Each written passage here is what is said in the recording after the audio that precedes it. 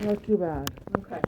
So, like we spoke about on the phone, it does look like a polyp, okay? It does? Yeah. Okay. And the biopsies have come back as polyp. The issue is, and I'm trying to explain this way easier if I can draw a picture.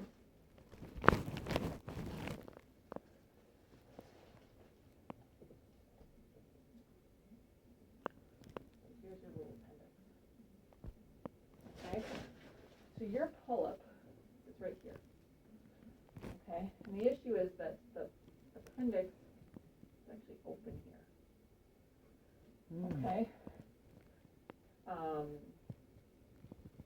And so because of where it's located, we can't get it all because it kind of goes down into where the appendix is. Okay, so with the scope, we can go up, we can take biopsies and we can get a little bit of it. But we can't guarantee that we can get the whole polyp gone because it goes into that little divot where the appendix is. Okay. Unfortunately, the location is the worst location in the colon, which is why when that happens, we talk about actually doing surgery to remove that part of the colon. Okay. The reason we want to get the polyp is because we do know that polyp, if we were to leave it, would eventually become cancer. So we don't want that. If we get it before it becomes cancer, then the risk of kind of anything as far as cancer spreading or needing chemo or anything like that, we don't have that. Okay? And normally, with this, kind of what you have, we just say, we go in, the polyp would be here, we can remove the polyp, and that would be it, using colonoscopy.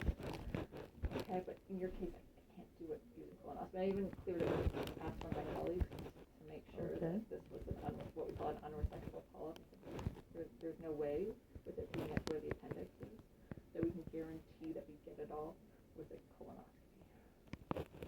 Okay, so what kind of surgery do we do? We would be removing part of the colon. Okay? So, because of kind of the size and where it is, a little bit of the small bowel and the colon on this side. Okay?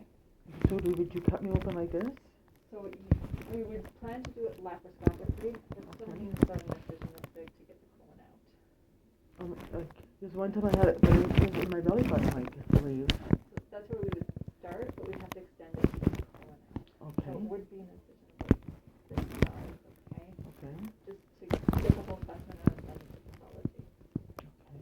Okay. We plan on kind of putting everything back together, obviously. We staple these two ends together. Okay. You probably wouldn't even notice that you had that part of the colon gone. Occasionally people get slightly more frequent bowel movements, but a lot of people don't even notice it. So if you do it like this, you'll take everything out? This part out. The whole polyp will be gone. Okay. Okay. And in my appendix too, Your you appendix said? will be gone as well. Okay. Because we're taking this part of the bowel. So you'll never have appendicitis. The polyp will be gone. They will look at it in their pathology. Because I didn't get the whole polyp, there's always a small chance that there's a little focus of cancer in there. Even if this is the treatment. So this is all we need to do. Okay. Okay. It would mean you spend a few days in the hospital with us, just waiting for the bowels to start working again. Because often after surgery, they get lazy, so you don't have gas. You can't feed you until things start working again. Okay. Okay. The risks of the surgery, because there's risks to anything. This one, we're breathing for you. So you're asleep through the whole thing. We're breathing for you. You're breathing tube placed. There is a small risk of anesthetic. That risk is very small. Our anesthetists are very good. It's just a risk I have to be aware of. There's a risk of bleeding with anything that we do, and there's a risk of infection with anything that we do. Anytime